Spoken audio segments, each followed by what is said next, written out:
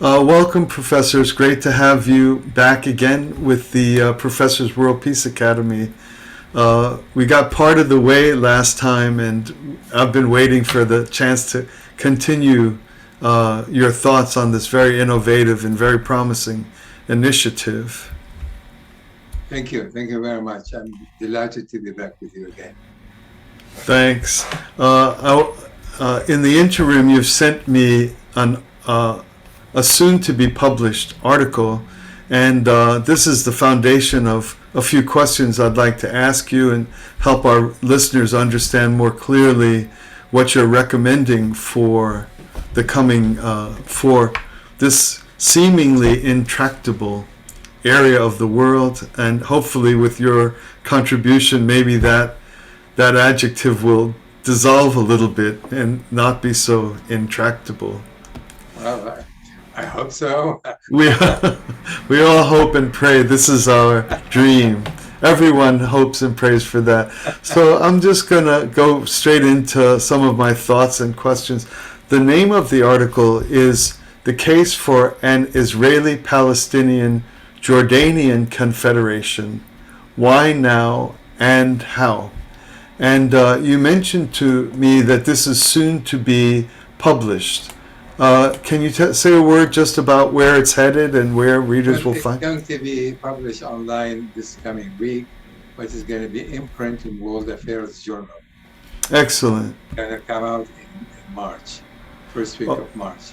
So and around that, we are going to have a conference in DC to further elaborate and discuss with a number of other guests and speakers, scholars, that is about the essence of these proposals, and further investigate and explore what are the possibilities of making, hopefully, of course, to have some kind of inroad into the Israeli and Palestinian thinking, because I feel all along that after 70 plus years, it is time to think out of the box, considering very carefully what has transpired on the ground for the last 70 years. What can be reversed, what cannot be reversed, and in so doing, come to a certain conclusion, that is, given these new facts on the ground, what are the prospects for a solution that can work, that can still satisfy the aspiration of the parties in the conflict, namely the Israelis and the Palestinians in particular, while preserving, of course, the independence and integrity of Israel as a country, while allowing the Palestinians also to have their own independence as a country. Beautiful, excellent. So that's news, that there will be a conference following the World Affairs publication in March. Correct. It's going to be in the first week on the March 18th to be exact. Beautiful. It's going to be Zoom, for all who want to see it. Oh, it will be available for viewers to see? Yes, it will be available for viewers. We can advertise that as soon as all the other details. Yes. Excellent. And will it be called a hybrid, what's called a hybrid meeting, where there'll be some present, or it's purely a Zoom conference? That has not been decided, by at this point, but there will be definitely scholars from the Middle East and politicians, so we'll be involved through Zoom, and potentially there could be some people present, in fact, at the venue itself in DC. Excellent. So this is great news, and for my listeners and viewers here, we will carry this, the publication of the advertisement, and make the way for viewers to follow up with this interview and follow the conference when it happens in March. That would be terrific. Thank you. Yes. Yeah, I'm very excited to learn that. World Affairs, did you say Foreign Affairs? The World Affairs Journal. World Affairs Journal. It is a biannual or quarterly journal? I forget. It is a quarterly journal. Journal. So and this... It's in print as well as online. Yes, and it's so it's the kind of the spring issue, I would guess, March publication. This is exactly right, the spring issue. This has happened to be the oldest, in fact, journal on foreign affairs. It's been in existence many, many decades now. Yes, And, and it's really, I feel privileged to be able to have it published in that journal in particular. yeah, it's one of the great ones. I remember it all my life as a student. It was a necessity. We were always in it, and congratulations for that. That's where good thinkers need to be when, because your proposal is important. I'm glad it was picked up. I'm wondering, another question I had real quick at the outset is, can you say a word about the history of the research of the particular piece? Has it evolved? Was it published in part? Has it changed? This particular forthcoming article, just a little history of the very document itself.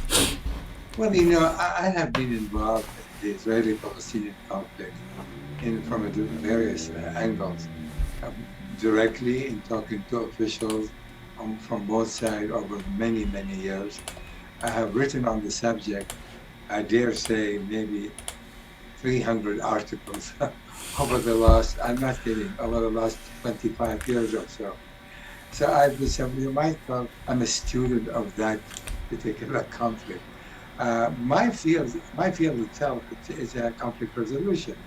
And to me, regardless how intractable any conflict might be, that is, if the parties are interested in one form or another to bring an end to it, a happy ending for that matter, then a solution will have to be found, provided that both people look very, very carefully at what is on the ground, what has changed, what is reversible, what cannot be reversed, and be realistic, and emphasize the word realistic. That is not to engage in pipe dreams in terms of many Israelis today still think we can maintain the status quo indefinitely. Well, I disagree with that. It cannot be maintained indefinitely. Or some Palestinian extremists who want to liquidate Israel altogether. But that's another illusion. Israel will not be liquidated by Palestinian or Iranian or any other power for that matter, because Israel is a powerful country. It's a nuclear power for all intents and purposes, Yes. So that many people are engaged in kind of illusions about how you can sustain a certain position. In this particular case, the current, as I said, state is not sustainable, which means we have now to look at the reality and say, what is given what we see, given what the reality is today, how can we approach it in order to find a solution that will maintain, this is a very important point here, maintain the independence and the integrity of the countries involved, specifically Israel now and Jordan. No compromises will be there, and meet the Palestinian aspiration to have their own independent country. But given the interrelation, given the geographically, in terms of geographically, national security, the demographic, given this reality, then I've come to the conclusion there is in fact no other way that you can in fact reach a solution unless you have some kind of an arrangement, a framework, whereby all three need to continue to cooperate. That is, if we look today at the reality there, we see Israelis today fully collaborate with the Palestinian Authority on many, many matters of national security. Israel and Jordan collaborate on that aspect on a day-to-day basis. All three are constantly interact with one another on a number of levels today, even before there is an agreement. Yes. It means that is, if you're going to find a solution, you're going to have to consider the fact that this is the three countries basically that have a contiguous landmass. That there are Palestinians existing in Jordan, significant number, nearly 50%, in the West Bank, in Jerusalem, in Israel proper, in Gaza. There are Jews in the West Bank, in Jerusalem, in Israel proper, obviously. So they are also the intermingling, the dispersed population of the Israelis and Palestinians. And hence, when you look at this fact on the ground, and geographically, demographically, national security concern, then you have come to the conclusion that a solution will have to maintain that collaboration that exists today, but further expanded and not try to meet the Palestinian aspiration for a state of their own, which in my view, they will never give up on that desire, that aspiration. Yes. Yes, I think one of the real strength and real promise of your proposal is its realism. That's one of the things that I always feel. For every word on the page, it's grounded in a realistic assessment. And you mentioned your critique of pipe dreams, of those groups that imagine some sort of one-sided outcome is possible, and you insist that that's not. And I think most people by now would lean that way, or should actually be in that camp. A one-sided solution is not sustainable. So the name of the article is An Israeli-Palestinian-Jordanian Confederation. I found late in the article a single phrase which I pulled out as a kind of a nickname for the article, which it reads, "Ending the Israeli-Palestinian conflict based on a two-state solution under the umbrella of a confederation." And that's kind of the whole thing right there. While you were speaking just a minute ago, you mentioned three. You constantly mentioned three. And we both know what that is, but maybe for the listeners, what's that secret ingredient? What's the three when people talk about just Israel and Palestine? Well, that is the Jordan, because Jordan is very much an integral part, you might say, of the Israeli-Palestinian conflict. That is, the truth of the matter is, since you have such significant, in fact, almost a majority of Palestinians, if you look at the Jordanian population, 50% or more are of Palestinian descent. When it comes to national security, as I indicated earlier, Israel and Jordan collaborate very, very closely with Jordan on all matters of national security. So do the Palestinians. That is, given this relationship, so a solution cannot certainly has to be built on, and that is where I feel the prospect of eventually, I'm hoping, of course, eventually, all sides comes to this, all three come to the same conclusion. As long as none of them is going to give up any aspect of their independence.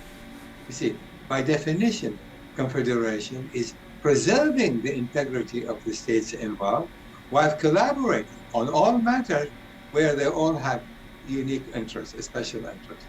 So collaboration is an added quality measure to the existence of their independence as countries. Yeah.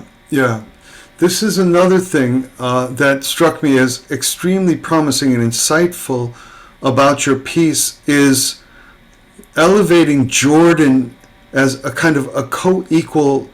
You don't discuss any part of the problem without including Jordan at every turn, whether you're talking about security, whether you're talking about borders, and I think that's.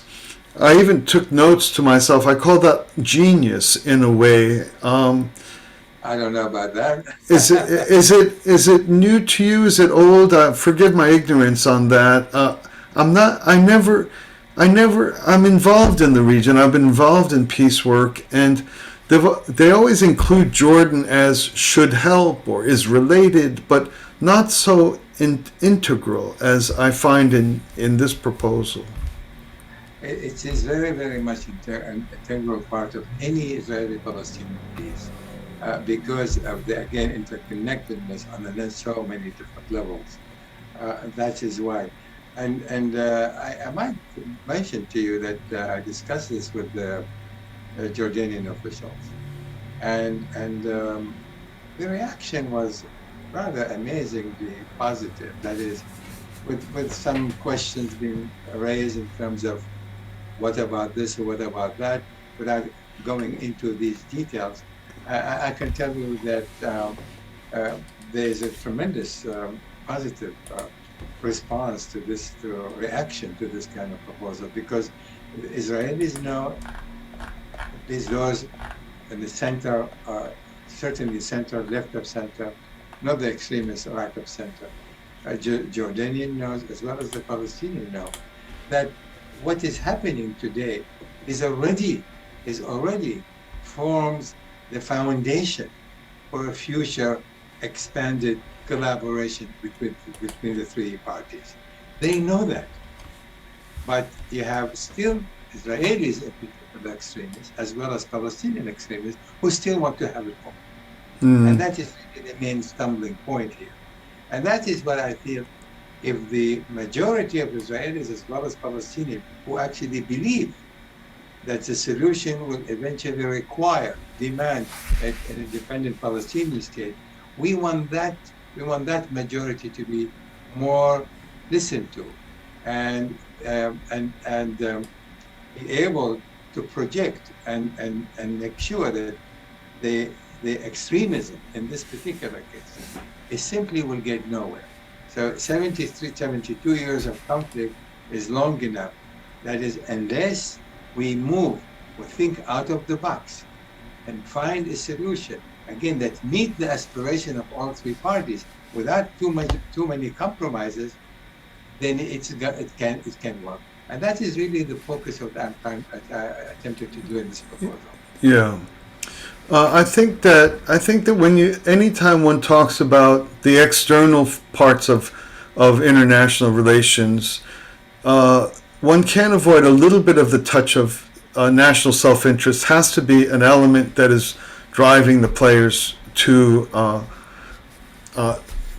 make the compromises and seek the advances. It has to ultimately benefit all parties. And I think what you do, the identification of that so many of the Jordanian population are Palestinian, and also the refugee issue that Jordan it's always kind of hovering in the shadows. I think Jordan has a very big stake in the success of such a proposal, or the settlement of that relationship in Israel and Palestine. Exactly right. Although the vast majority of the Palestinians in Jordan are Jordanian citizens. Yes. There's still 100,000 or so who are still have that the refugee status, so to speak. And this really was done actually deliberately, you might say, because Jordan wants to make sure that the Palestinian refugee problem ought to be resolved, and they are also party to that problem. And in my proposal, of course, I addressed that. That is, I made it, raise the question and making it very clear that the solution to the Palestinian refugees rests on one thing, that is the resettlement and/or compensation. And this is something that everybody who is a practical, who really understand that, say there is no other solution. That is, Palestinians who are refugees, wherever they may be they Lebanon and Syria, which are a minority, mind you, can actually, if they want to resettle, they can go back to a Palestinian state in the West Bank or Gaza. They can absolutely do so. Those who do not want to relocate, they will be properly compensated. This fits, this is what Jordan would like to see happen. This is what the Palestinian Authority would like to see happen, because they know that the so-called right of return is entirely out of the question. Yes. There is no right of return. Israel simply cannot accept the 5 million Palestinian refugees and still remain a Jewish state with a national Jewish identity. This simply isn't going to happen. Yes. And they know that. And therefore, the solution was with compensation and or relocation. And that's how you're going to solve it. Obviously, this can require tens of billions of dollars, which again, I feel very strongly that the international community, in particular those who have stakes in the region, the EU and the United States, will be able to raise that kind of money to begin the process of resettling the Palestinian refugees. That is going to be necessary part of the overall proposal. Yeah, I saw that in your article. There's a section dedicated to those stakeholders and their responsibility, or their not responsibility, but that they would be central to the necessary monies needed for resettlement and for monetary or compensation, as you say. Exactly. When you mentioned, what are the stakes, what are their national interests? That is, whereas the EU would like to see an end to the conflict, and they believe that Palestinians would have the right to establish a state of their own. So does the United States. On every administration, to this very one, the Biden administration, still talk about the right of the Palestinians to establish a state of their own. So the stakes that they have in the region, the EU or the United States, is that they want peace because they have vested interest in that region, and they want to also protect that kind of interest, security, resources, trade. All of this is very important for the EU as well as the United States. So that the national interest of Jordan is to end the conflict, which means future prosperity, growth in so many different areas. For the Palestinian, just the same. So the three together, when you put the three together and you look at the human resources and the natural resources they can have together, that's going to impact, revolutionize the Middle East, because of the resourcefulness, as I said, of all the three parties together. And once you have this kind of a peace agreement, of course, many other Arab countries, in fact, the vast majority of them, will be supportive of it. And we already seen a progress in that regard when four different Arab states already recognize Israel, Bahrain, United Arab Emirates, Morocco, and the Sudan, because they also understand Israel is a reality that cannot be wished away, just like some Palestinian extremists feel, and that by making this kind of move, also they signal to the Palestinian, you better modify your position because Israel is there to stay. It's not going to be, and we are willing, we want to collaborate with Israel because Israel has so much to offer to the region in technology and trade in a variety of fields, from which the Palestinians currently benefit, but they can benefit far more under conditions of peace. So the same thing, of course, with Jordan. So this is what I feel, given these facts, there is that desire, albeit they don't want to speak about it publicly yet. And what I'm trying to say is, let's bring this up, let's discuss it, so that people will be able to discuss it publicly. Excellent. So that, because what is important here is the public. Is the public narrative will have to change on the part of three parties. Yes. They'll start talking, this is official, will start to talk about what's the inevitable.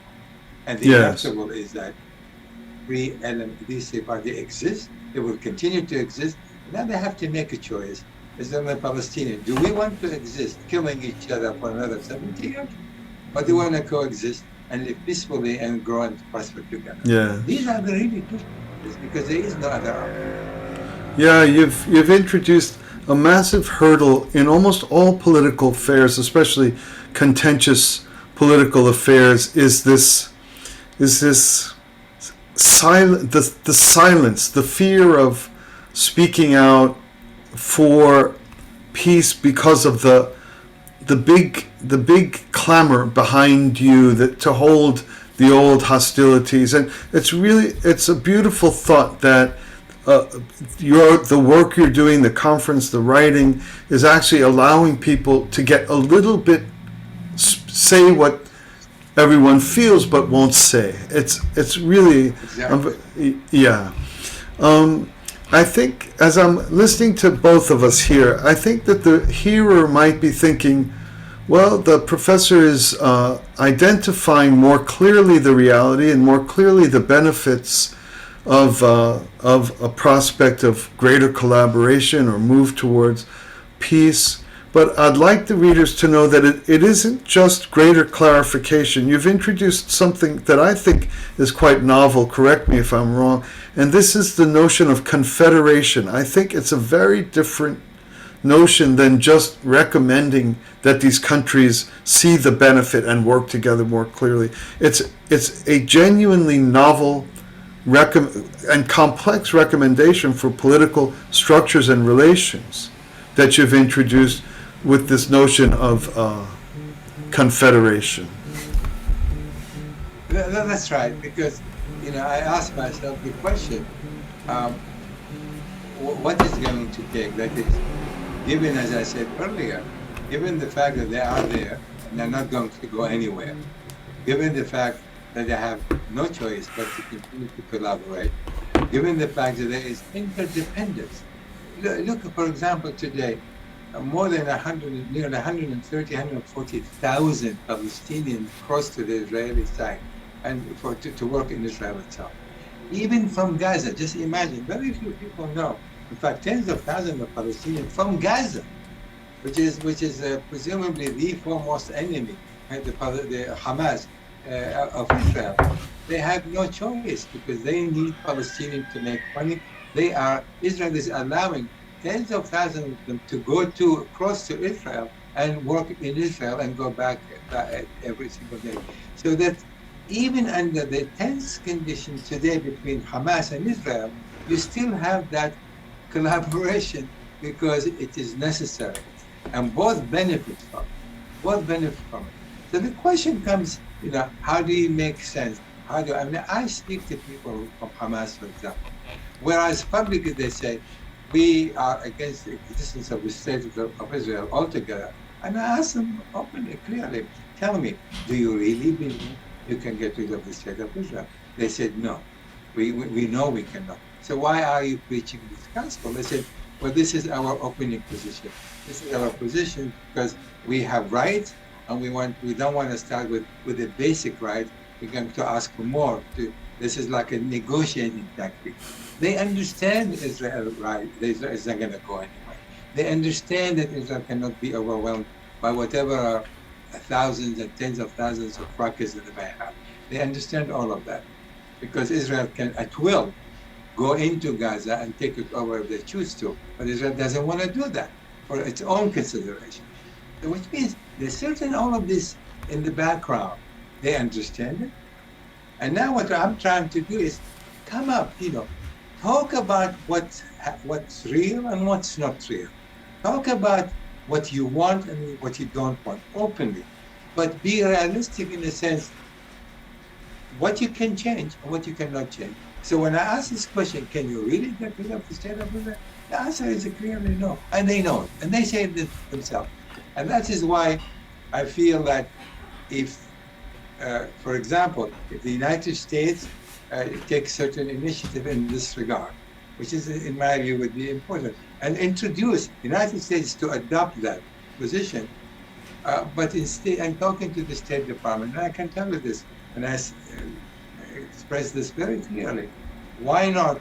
They say, well, the time is not right. We're going to start with the process of reconciliation first. And I said, this is exactly what you need. That is, you cannot come today and say, let's get together and create a confederation. You need a process of reconciliation first, which means what? That is beginning a process where the people will further interact with one another on a regular basis. Yes.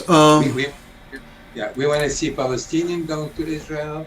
We want to see more trade open. We want to see tourism going on both directions. We want to see sport activities together. We want to see so that the people themselves begin to understand each other as people, rather than just merely listening to their political leaders. Yes, there's a couple of things in what you just said that I'd like to speak to. One is for the sake of, again, intensifying or creating bright lines in this conversation for our hearers. What is the difference between three countries just cooperating and the notion of confederation? What are some of the characteristics of confederation that will enhance the likelihood of these outcomes that you're describing?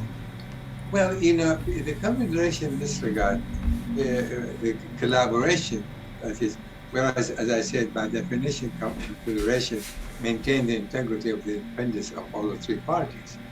But there are issues whereby, I think Jerusalem is a very good example. Okay. Well, no one sane person can tell you that Jerusalem can Israel control all of Jerusalem at all times under any circumstances. Why? You have the Muslim shrines, you have the Arab shrines. Well, these have been there for more than 1,000 years. Israel acknowledged that. The Hashemite kingdom, that is Jordan, being the custodian of this. So Jordan Yes. has an interest in these holy shrines. The Palestinians have an interest in these holy shrines, and Israel has its own holy shrine, the Wailing Fort, as well. So here you have an area where all three parties have a very significant concern and interest in that particular, in Jerusalem. How do you separate their interest? Which means under confederation notion, idea, is that the three, in fact, fully collaborate. They collaborate today. Yes. Because they know there is no other choice. So therefore, take, for example, security. If Jerusalem is going to be eventually become two capital of two states, well, how do you cannot separate that by building walls. That is, the city will have to remain united under any circumstances. And mind you, Israelis as well as Palestinians agree that dividing the city is entirely out of the question. But then, how do you deal, for example, with issues with electrical grid, with the crime? Suppose somebody commits crime in East Jerusalem and escapes to West Jerusalem. How do you deal with that? My suggestion is under the Confederation proposal, but you have also a commission made by both sides, composed of both sides, where they can deal with issues that arises as a result of the fact that this city is a capital of the two independent states. So therefore, it's not merely cooperating on various issues on a day-to-day basis, but Confederation, it's a longer-term collaboration that it is set into the agreement itself. It's a more comprehensive concept, political concept. It's not a collection of positive things. It's the umbrella under which all of these can start to cohere. Umbrella that governs that for indefinite. Yes. The difference is there will not be a situation and condition where, you see, so today, for example, Israel can collaborate with the Palestinians on security matters. But suppose there is a new government or there is a new situation, they can stop that collaboration. Yes, it gives it stability. But you have a confederation. This is become a permanent agreement between the three sides, and they will continue to collaborate because that is part and parcel of the creation of this entity. Yes. It's enduring. It's not contingent upon the goodwill of a good leader or a bad leader. It's a new political structure and concept. Exactly. It's not subject to change on a day-to-day basis, depending on the political situation that exists, or depending on the political orientation of a leader from three parties. Yes. This is an existing entity. Regardless which government comes where, they adhere to the same agreement because it is become constitutionally binding. Yes. I don't want to push too much just on this issue, but do you think you're recommending an unprecedented or hitherto non-existing political concept? And here's the rest of the question. In the United States, we have the 10th Amendment, we have states' rights, and we're seeing it play out now, especially with elections and health and things like that. But it's the United States. Another confederation, of course, is Switzerland. It has its, I forget these four, what are they called? Yeah. I should know. Yeah. The German is, yes. Yes, yeah. And then you have something much looser where you have something like the Mercosur. They're four contiguous, but it's mostly an economic agreement. They don't really have a lot of strife between them anyway. So the thing you're describing here, it's neither like the US nor like Switzerland. It's not really an economic cooperative regional thing. Is it unprecedented in your mind? Well, is that is in totality, we don't have this kind of an example here. Because in totality, when you look at elements of it, yes, in many do exist in various confederation, absolutely. But if we look at the totality of the idea, it doesn't exist, and but that doesn't mean it's an aberration. It cannot possibly happen. Again, going back to what is happening today, and you have to ask themselves the question: what is happening today? Can you change that? Can you actually change that? And the answer will be no, you cannot change it. You can only actually augment it, make it better. And that's the idea here. I asked Israeli, Palestinian, Jordanian, do you have this interesting interest to maintain what there is and further develop it? The answer is categorically yes. We have vested interest in the current reality, but given that there is no solution, permanent solution to the Israeli-Palestinian conflict, then that interest could be subject to change because we need to solve that conflict. But I'm saying then, since you have a vested interest in the current reality and you want, then the idea is to improve upon it rather than diminish it. And they understand that. That is, if I have an invested interest in something that I have today, I would like to keep it. But I know one thing, if I don't solve some other issues involved, I may not be able to maintain it. Then I'm going to have to try to improve upon it. This is exactly what I'm telling the Israelis. You have vested interest in maintaining the status quo because it serves you. There is no day-to-day bloodshed between you and the Palestinians.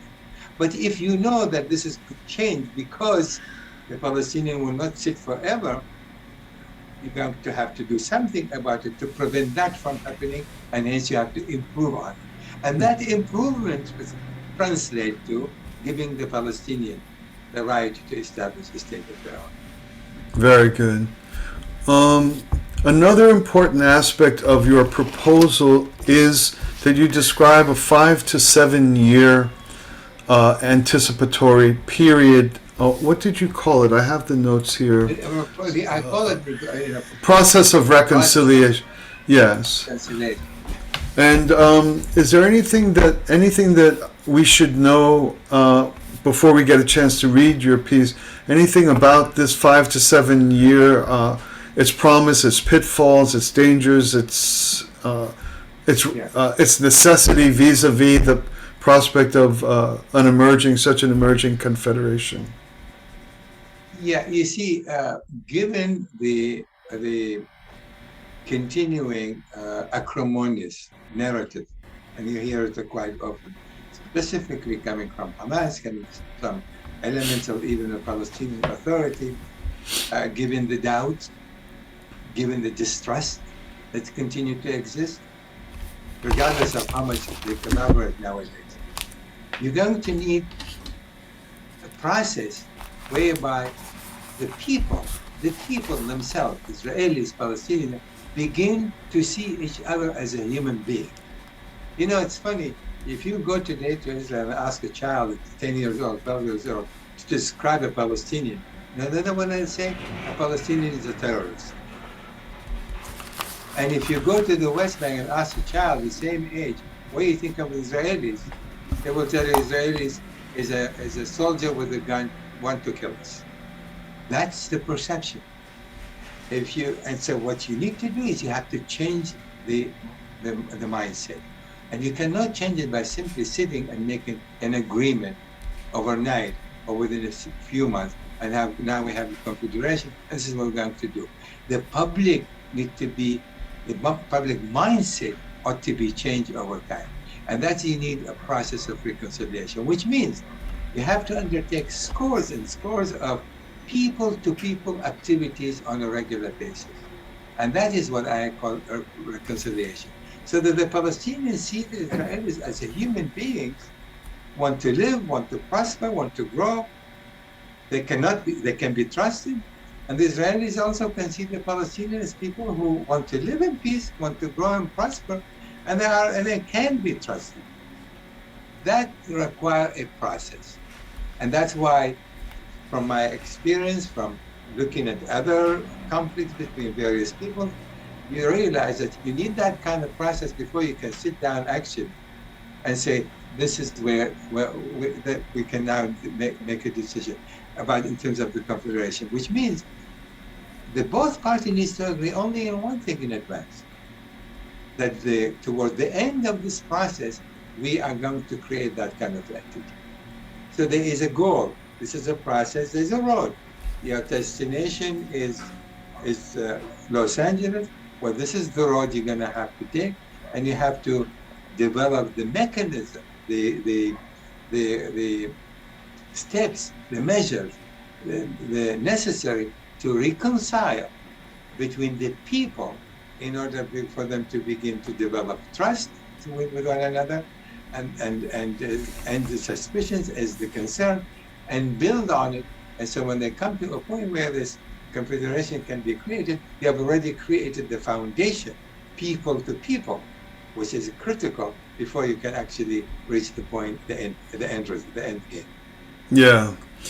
That's another thing I think that is extremely important in what you're doing here is the world, all of our lives, Professor, we've seen nothing but human to human exchanges and reconciliation efforts, but what you've added is a clear end game, a clear end goal, so that it isn't just the tireless kind of the pleasant, soft types who want to get to know the Jews or the Palestinians. They've always existed. They're always meeting somewhere or another in delight.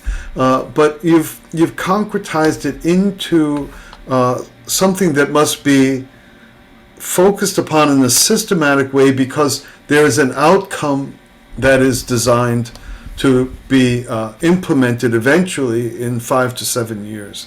It's that missing, you've added the missing element. Exactly. This is very important, because if you have an end game and you know where you want to be 5 to 7 years from now, then the measures you take, you also correct the measures, because you want to remain consistent with your end game. So Yes. all these measures, some of them work well, some of them don't work well, but you are not going to abandon it, because you have agreed in principle on the end game. And that is why it is necessary to work. So you are working towards something rather than working, let's collaborate and see what happens. And see what happens, that's not good enough, because there are many elements that can enter the equation over time that can actually disrupt, if not destroy, what you're trying to build.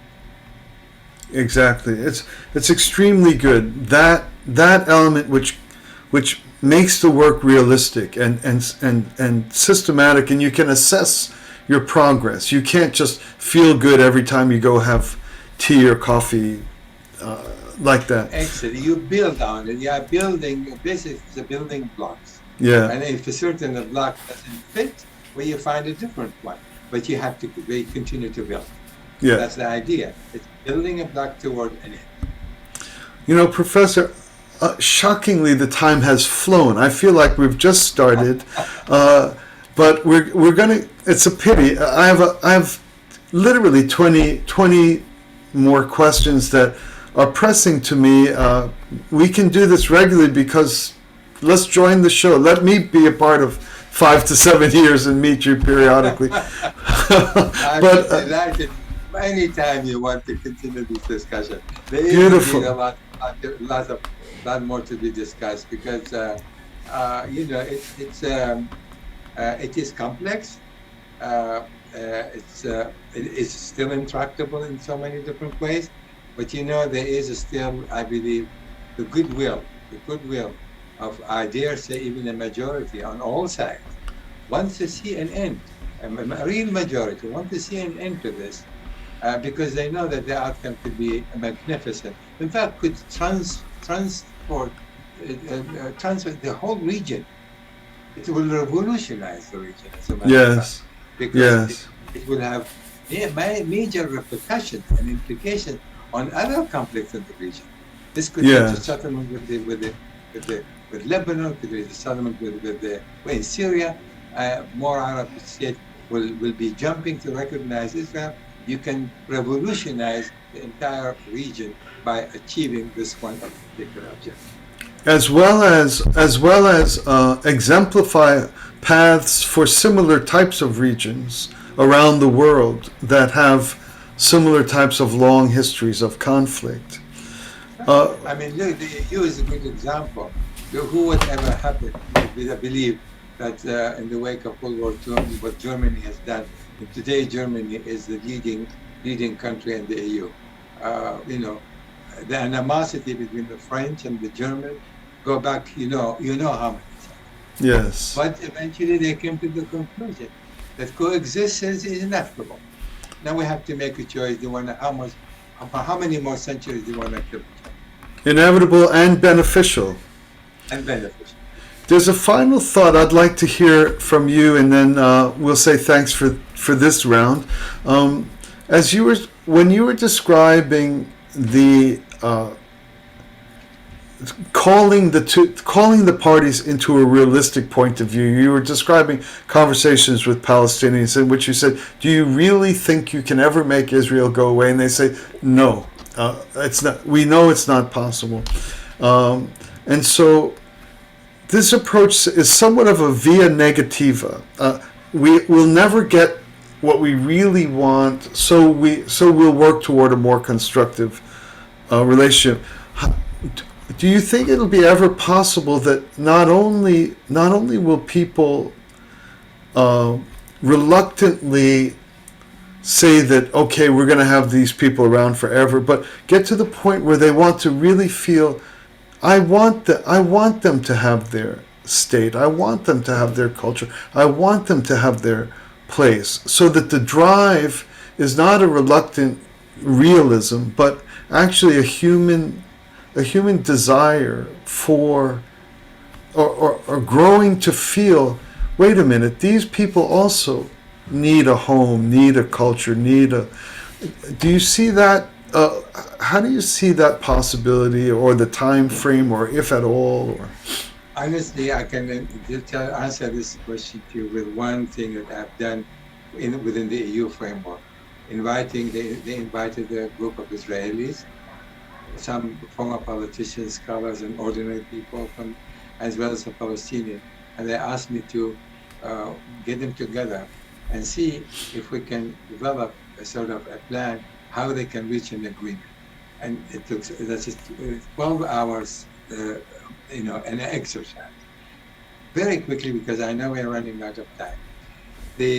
When we went into the room, the Palestinians were sitting on one side, the Israelis were sitting on the side. Yeah. No intermingling between the two sides. So when I came in, the first thing I said, you know what, before we get anything, please, I want you to mingle. You have to sit with one another. And I will tell you, the first 2-3 hours, you hear more acrimony against one another. You hear all kind of accusation, we don't trust them. As the time passed, they begin to understand, because I was focusing on the human dimension, the psychological aspect of the conflict, the humanity in the conflict itself. Yes.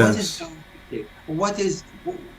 Why they are there, they exist, they coexist, or why should they be different kind?